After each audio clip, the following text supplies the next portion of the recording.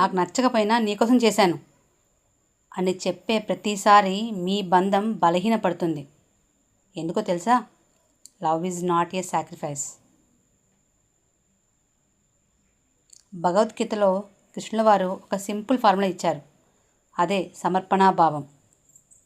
సమర్పణ అంటే మీరు ఏ పని చేసినా దాన్ని ఒక ఆఫరింగ్ లాగా చేయాలి. ఎదురుగా ఫలితం ఆశించకుండా కేవలం ప్రేమతో ఆ బాధ్యతను నిర్వర్తించాలి.